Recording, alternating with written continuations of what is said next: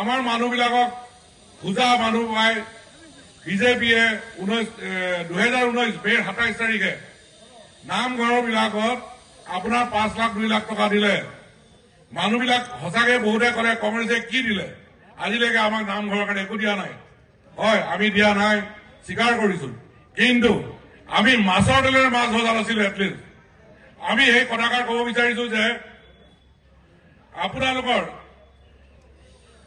আজি cylinder LPG cylinder প্ৰায় 70 লাখ মানুহৰ ঘৰত আছে, আৰু আপোনালোকে যদি এই তেতিয়া পুৰণি দিনৰ কাকত 19 তাৰিখৰখন খুলি যায়, তাৰ এক সপ্তাহৰ পিছত কাকতত দেখিব গেছ চিলিণ্ডাৰৰ দাম 50 টকা বাঢ়িছিলে।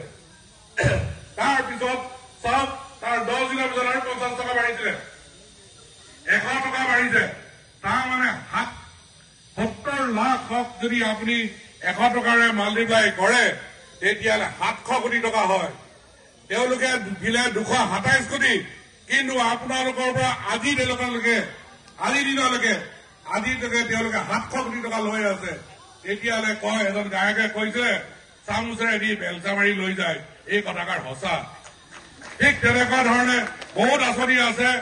এতিয়া যোনটো আপোনালোকে 1250 টকীয়া বুলি কয়, সেইটো কোনো বেলেগ আঁচনি নহয়। কংগ্ৰেছৰ দিনত খাদ্য আইন সুৰক্ষাত যোনটো আছিলে আঁচনি, তাত অন্তৰ্ভুক্ত এটা আছিলে যে দুৰ্যোগৰ সময়ত মানুহক সহায় কৰিবৰ কাৰণে, পুষ্টিক আহাৰ খাবৰ কাৰণে এটা আঁচনি, এটা ধন ধাৰ্য কৰা থাকে তাত, যাৰ কাৰণে আজি আমাৰ অসমত বানপানী হলে ডিজাষ্টাৰ মেনেজমেণ্ট ফাণ্ডৰ পৰা আমি টকা নাপাওঁ। কাৰণ কেলে, অসম চৰকাৰে সেই টকা অৰুণোদয় নামত খৰচ কৰি আছে। বেলেগ টকা নহয়, এইটো আপোনালোকৰ টকা, আমাৰ টকা। মূল্যবৃদ্ধি কথা নকওঁ, কৈ লাভ নাই, আৰু যিমানখিনি কথা কম দিন ৰাতি হৈ যাব, কিন্তু তেওঁলোকৰ কথা শেষ নহয়। তেওঁলোকে মানুহক প্ৰথমতে ঠগি পেলাই ভোট লৈছিলে, এতিয়া তেওঁলোকে মানুহক আপোনালোকৰ অধিকাৰ চুৰ কৰি জিকিব চেষ্টা কৰিব। আৰু সেইকাৰণে আমাৰ কৰ্মীসকলক সচেতন হৈ থাকিব কৈছো যে নিজৰ ভোটাৰ লিষ্টখনত নিজৰ নামটো আছেনে নাই, শুদ্ধকে ফটোখন আছেনে নাই, সেইটো আপোনালোকে চাব।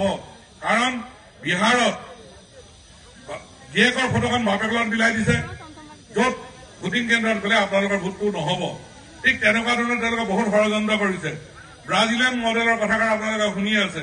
তো সেইকাৰণে ক'ব বিচাৰিছো যে আপোনালোক আজি যোনে যোগদান কৰিছে বা আমাৰ যিখিনি পুৰণি কংগ্ৰেছী আছে, চবেই ভোটাৰ লিষ্টখনত অলপ জোৰ দিয়ক।